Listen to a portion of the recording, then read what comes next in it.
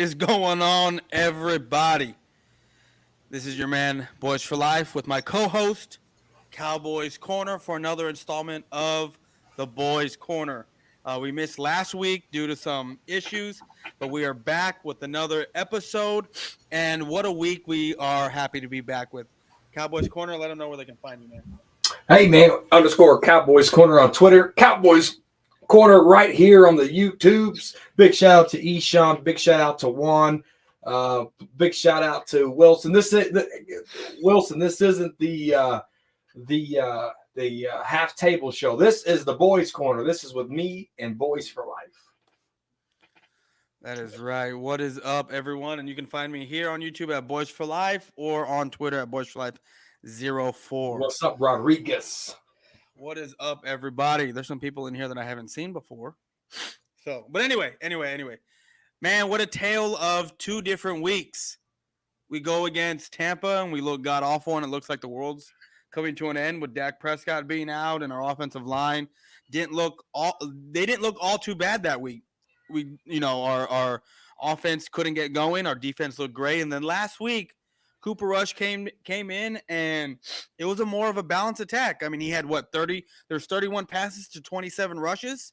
He had 250 passing yards with a touchdown, and TP with the rushing touchdown, and our defense held up. I mean, we kind of looked sluggish in the second half this past weekend, but our defense held up. What are your thoughts on the two different weeks? Yeah, that first week, you look at the starters and you look who was playing and you look at the preseason, and you can tell a lot of these guys didn't play preseason. You look across the National Football League and you're able to tell who played preseason and who didn't. The Chiefs haven't missed a beat because Patrick Mahomes was in the preseason. So getting your body right, getting your body in shape for football is a big deal. And I think a reflection of that showed. But the defense, man, in both weeks, they've only gave up 2 touchdowns in 2 weeks, holding them to field goals. I see a comment in here about Amari Cooper.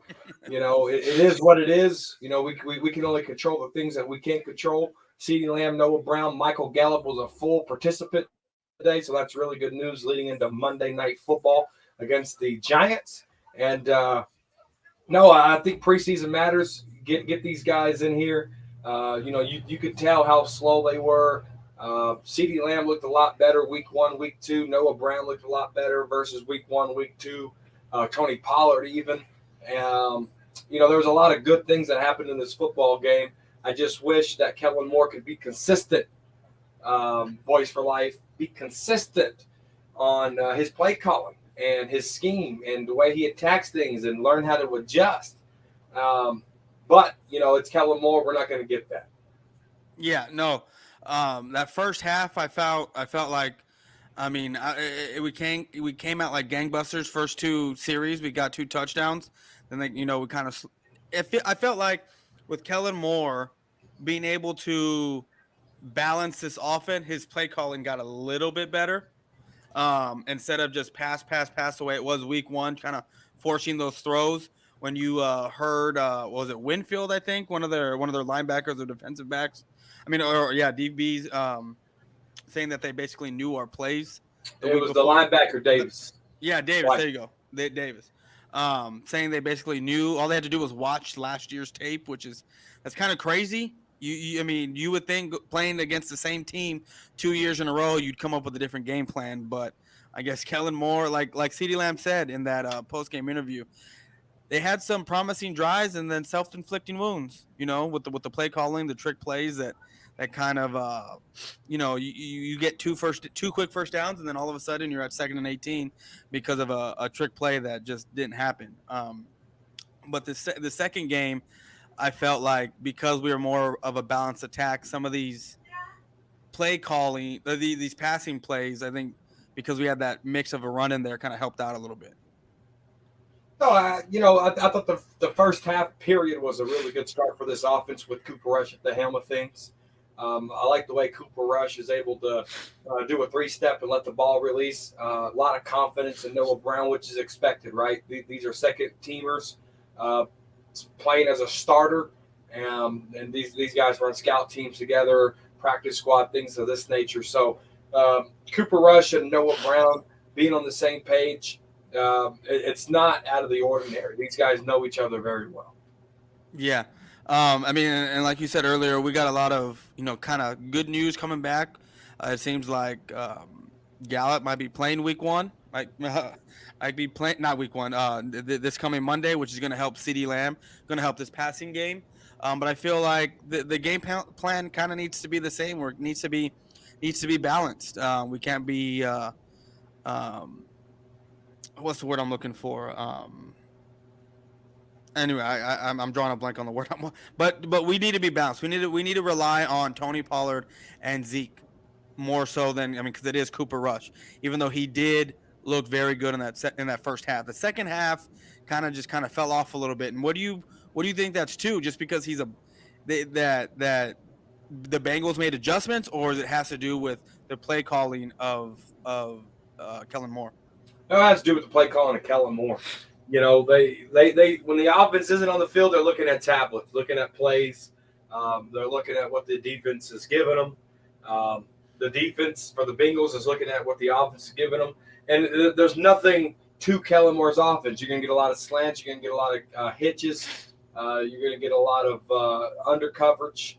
And that's just what you're going to get out of Kellen Moore. So it's not hard to stop an outdated offense like Kellen Moore. It's just he has to do a better job of putting players in positions to make plays, kind of like Dan Quinn does on the defense side of the ball.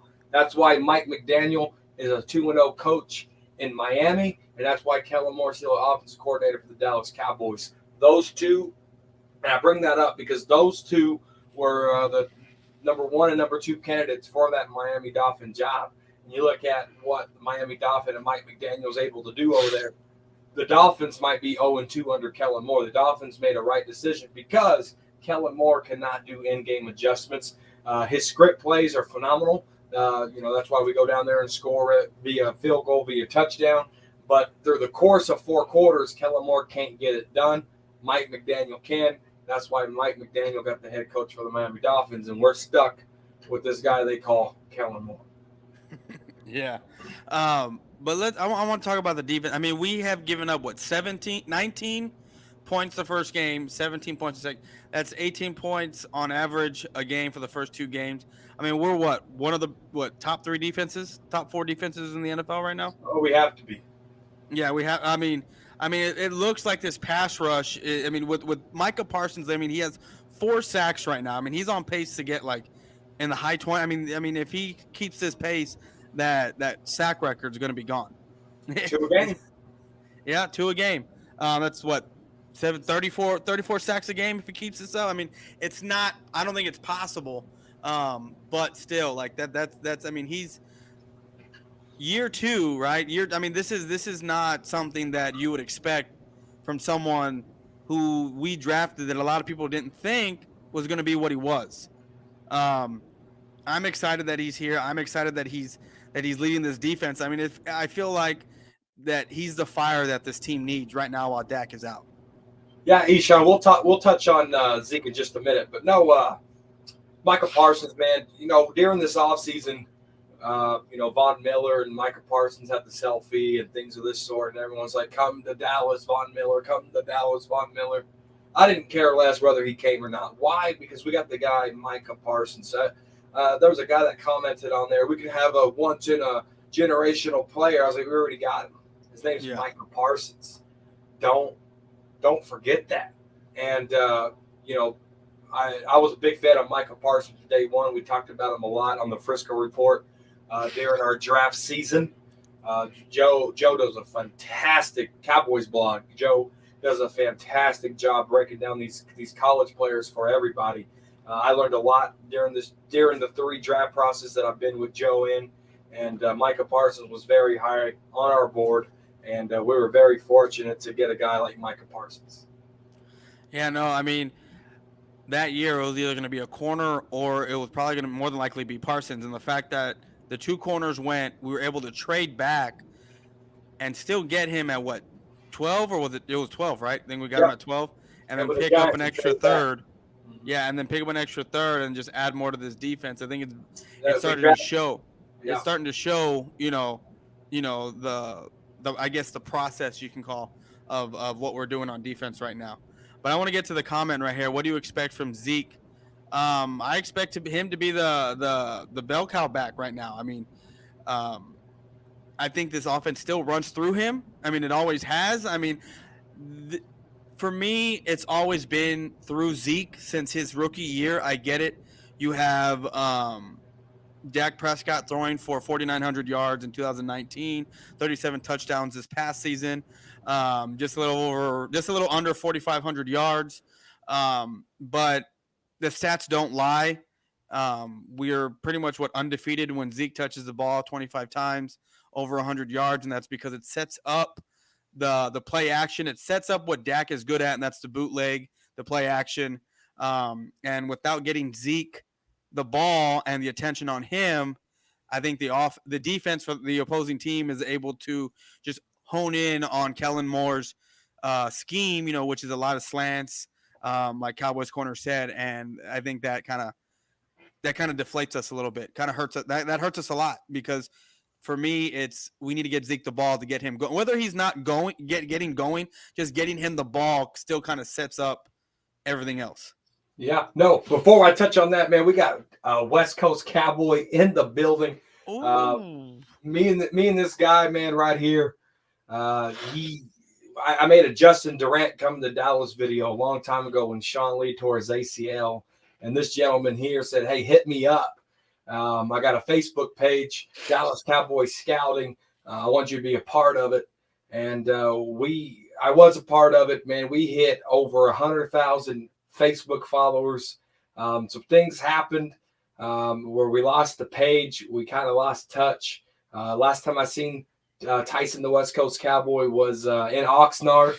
We actually got to tour the Star together in Frisco the day we drafted Leighton Vander Esch. We got to see Lance Dunbar in the building. He wasn't part of the Dallas Cowboys. Me and Tyson are like, "Hey, are the Cowboys about to sign Lance Dunbar back?" Because Lance Dunbar was in there. Gary Brown, the running backs coach, who passed away due to cancer, was also there talking to Lance Dunbar.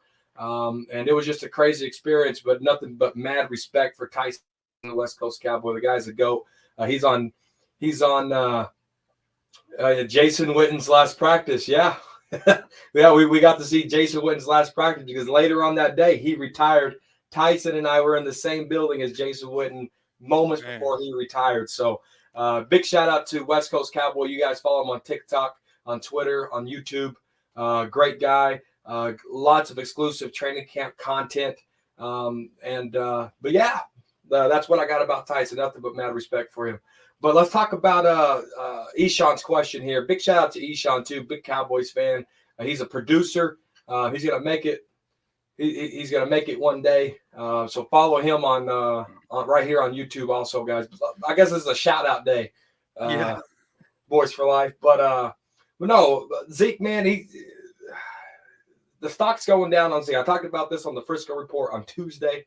The stock's going down. He just looks too gassed. He's too winded. Not everybody can be an Adrian Peterson. Not everybody can be a Marshawn Lynch that just keeps those legs turning and moving. You're not going to get to see the 20-yard burst out of Zeke anymore.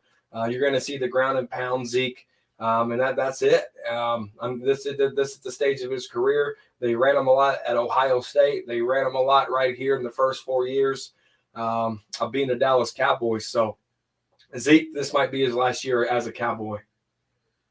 Now, now let me ask you this. Oh, there we go. Click on that real quick. I am a film director and writer. My next film's coming out November 10th.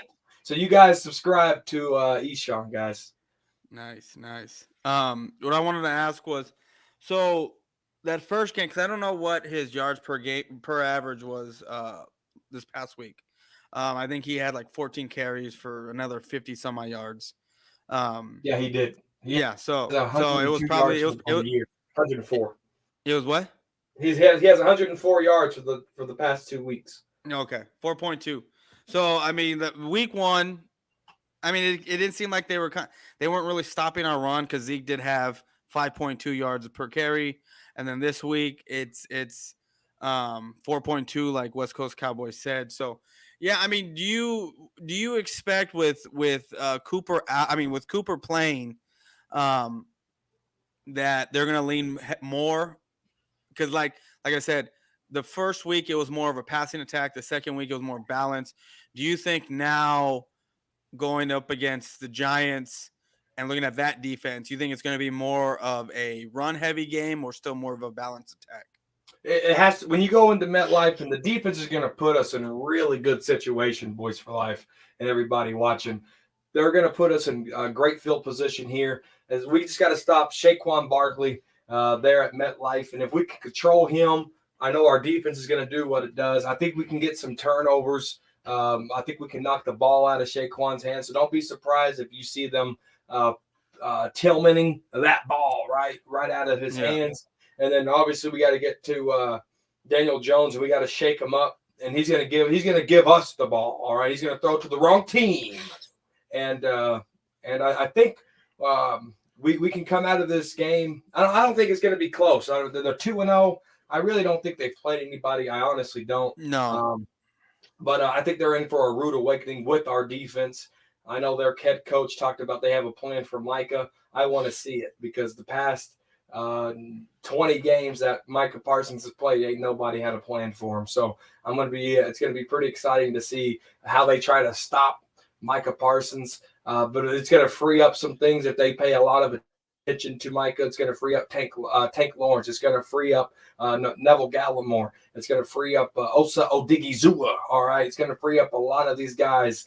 Dante Fowler, Sam Williams, if he can get more opportunities. It's going to free up a lot of guys. So look for Danny Jones to be on the ground.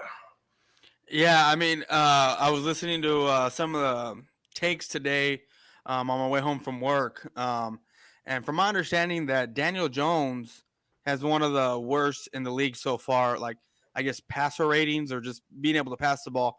I feel like with our pass rush that we got right now, the way our defense is playing, I think that our defense is going to, like you said, they haven't played anyone. They played the Carolina Panthers, and week one they played the Titans, who they don't look all that great. Neither team does. And they were close games. They were actually losing to the Titans and came back and won. And then it was a hard fought game against Carolina and Baker Mayfield and that that defense that they got over there. So I think that this week we will be able to. I've already said this is my take for the week. Michael Parsons is going to have 3 sacks. That's how I think. That's how well our defense is going to be this week, even if they have a game plan for Michael Parsons. That's my take for the week. I said that earlier in the week. 3 sacks for Parsons, and I'm going to be happy with that. Yeah, no, he could possibly get the 3 sacks, dude. It's going to be exciting to see. I see Michael Rodriguez saying, I feel we can get 4 to 5 turnovers this game. It's very possible. It really is. As long as everybody don't get a big head and they go in there and get too cocky. And big shout out to Tights and the West Coast Cowboy. He does a live every day at noon, and I always watch it during the lunch hour. And he was telling these guys, hey, Noah Brown and Cooper Rush – Noah Brown and Cooper Rush, he's going to be throwing the ball a lot to them. And people are like, you don't know what you're talking about. CeeDee Lamb's number 1 wide receiver, blah, blah, blah, blah, blah. Trust me. Watch Tyson, the West Coast Cowboy. He'll tell you like it is. Yeah, because like you said earlier in a few minutes ago, they have that rapport with each other. So why wouldn't he be getting him the ball a lot of time on practice squad and second team reps and stuff like that? So, yeah, no, I mean, I definitely see it. But I want to move on real quick to Tyler Smith. I mean, how well is he doing so far? I mean, I think he's making a case for staying there at left tackle. Yeah, I put out a tweet, man.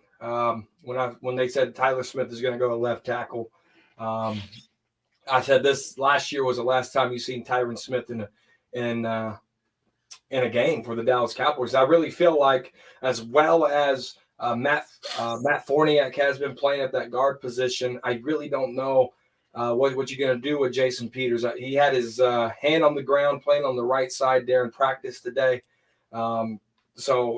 Cowboys are trying to find a spot for him because the way Tyler Smith and Matt Forniak on the left side is playing, it's really incredible how Matt Forniak, who was a late draft pick just last year, and it's coming in here and making a huge impact because Connor McGovern hurt his ankle. You want to talk about next man up mentality?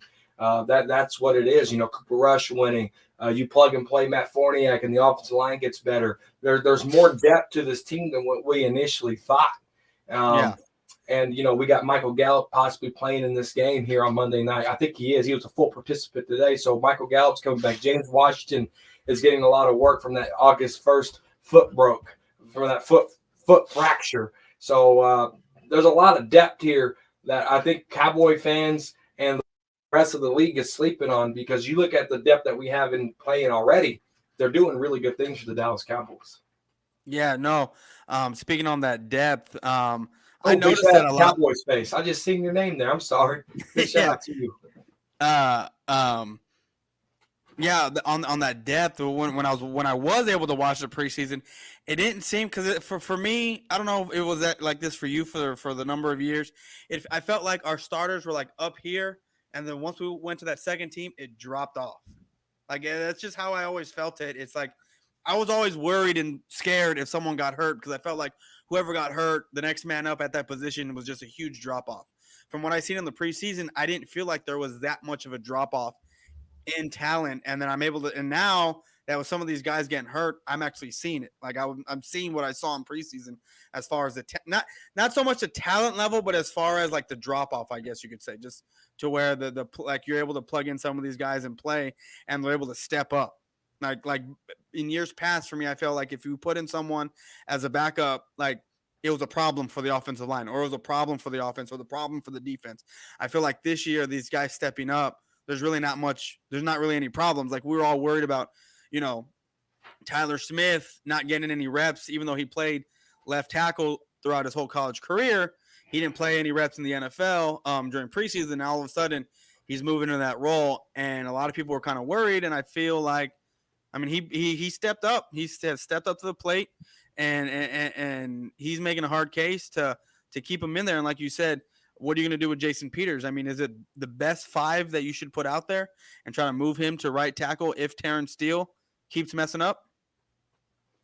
Yeah, no, man. And Blake Brown, I'm not ignoring you. It's just not the time to talk Cowboys and Eagles, right? It's just not the time to talk Cowboys and Eagles. That week will come, Blake Brown.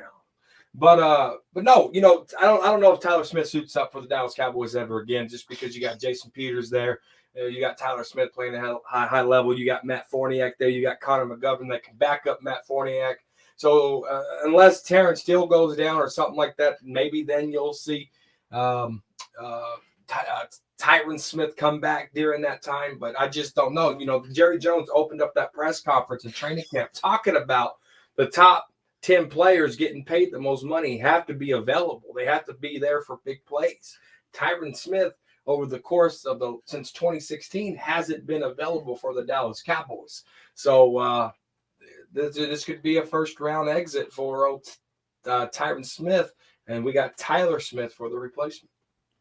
Yeah, no, I 100% agree. When I felt like when he got hurt, I was like, okay, I don't know what we're going to do with this offensive line. Like, okay, we got Jason Peters coming in. I was like, maybe if Tyler Smith can hold his own and, it's not that bad. And week 1, I mean, it really wasn't that bad. Week 2, it's gotten a lot better. I just feel like he's making that case. And, I feel like we need to put the best 5 out there and find some place for Jason Peters. Because, I mean, I get it. He's a Hall of Fame guy. He's 40 years old. But, I mean, if he can play, he can play. I mean, if he's not making as many mistakes or none compared to Terrence Steele, why not put him out there? Yeah, no, it's just continuity. Last year we had too many offensive linemen in and out of the lineup. We didn't have the same offensive line play consecutive games until we got to the playoffs in week 18. So I don't want to see these guys go in and out and rotate and play fullback and do this and do that and just look unorganized. I want us to have the continuity of that. And Tyler Smith, Matt Forniak, Tyler Biadasz, Zach Martin, and Terrence Steele gives us that continuity. Yeah. So this is going to be a short show, guys. Before we get out of here, I do want to finish with this last question. So Jerry Jones had they asked Jerry Jones about Cooper Rush and Dak Prescott coming back because let's face it, we all thought it was a 6 to 8 week injury. Cowboys trying to rush him back. I feel like way too soon, trying to come back next week. I don't think after 2 weeks after surgery, something like that, you should be rushed back. I mean, like, as much as I don't like Dak Prescott as our quarterback, I mean, I don't wish him any harm. But for me, as long as Cooper Rush is winning, and now I'm not saying keep Cooper Rush in the game. I mean, playing the entire season if he keeps winning. That's not what I'm saying. What I'm saying is until Dak is comfortable, and if we keep winning, there is no need to rush Dak Prescott back. Would you not agree? Yeah, there's no need to get that surgery right, get that thumb right, get all that thing right, and keep doing what you do. Blake Brown said he's met me at the draft back in 2018. That's crazy. That's crazy. I met a lot of people there. I met a lot of people there. But no, it was good to interact with you. I know you're an Eagle fan, but I'll talk to a snake if he wants to talk, just because that's just my personality. But yeah, I was the crazy Eagle fan. There was a lot of crazy Eagle fans there. But no, I'm glad I got to meet you. Yeah. So, do you feel like if Rush keeps winning, like Jerry said, he wants that? I mean, some people are reading way too much into it, I think. But how do you feel about what he said about that interview that he had today, or that little snippet of what he said about basically wanting that? Making it hard for him, basically, if Cooper Rush keeps winning, the way he compared Dak Prescott to taking over Tony Romo's spot, the way he's doing with Cooper Rush right now. Picture this for me, Boys for Life. This Jerry Jones's words are toilet paper. I take Jerry Jones's words and I wipe my ass with it and I throw it away. Jerry Jones, what he says does not matter. He said they're going to keep Dez, they cut Dez. They said they're going to sign DeMarco Murray, they let DeMarco Murray go. They said Tony Romo was going to get his job back in 2016. Tony Romo retired after that season, right? So whatever Jerry Jones says, I don't even listen to his interviews no more. No serious questions get asked. They let this guy go on and on and on about these stories and purchasing the Dallas Cowboys. I honestly don't know what he said. I don't listen to Jerry Jones. I do watch the opening press conferences of training camp to kind of get their mindset on what they're doing. But in season, I really don't listen to Jerry, dude. I honestly don't know what he said. Yeah, okay, so, I mean, I'm going to paraphrase because I just was, like I said, I was strolling through Twitter, and it was a thing. I think he was, like, in the hallway of the stadium, and he was basically saying, like, he wants that controversy, I guess, to where if of course he does. if Cooper keeps winning, Cooper Rush keeps winning, what are you going to do with Dak, basically? And he's basically saying, like, the way they handled it with Dak Prescott and Tony Romo, it was basically a play-by-play, series-by-series, game-by-game, that if Cooper Rush kept winning, or that if Dak, Dak kept winning is the reason why Tony Romo wasn't getting in the game. Now, if something were to happen, then, of course, Tony Romo would come in. And then he talked about how that season, that in the playoffs, they were the only team with the rookie quarterback, and that no one else did it the way they did it. But he was basically saying the same thing about Cooper Rush. Like, it's a game-by-game, play-by-play type of deal once Dak gets back. So I don't think he's saying that Dak Prescott isn't going to get his job back, but it's more of a, once he's healthy enough, it's a play-by-play kind of deal, I guess. That's the way I understood it. It's all for clicks, man. It's all for headlines. It's a waste. I appreciate you breaking it all down for me, Boys for Life, but it's nonsense. But all right, man, we're about to get out of here. I got some stuff I got to take care of. I'm sorry, everyone, for it being a short show. Cowboys Corner, I'm sorry for it being a short show, but I got to do some family stuff right now. You do your thing, player. Do your thing. But let them know where they can find you before we get out of here. Yeah, man. Eshawn, appreciate it. Craig, thank you, Eshawn. Blade Brown is a fan that I met at the draft back in 2018. But no, appreciate you guys for the support. Cowboys Corner right here on YouTube _Cowboys Corner on Twitter, guys. And you can find me here on YouTube at Boys for Life, and on Twitter it's Boys for Life 04. All of our links are in the description. Just if you want to find either one of us, just go to the description, and all our stuff is there. But again, man, great show. Appreciate you for doing it. Let's see what we have to talk about next Thursday, whether we win or lose. Let's see what happens Monday night. Let's do it. All right, we're out, guys. Later.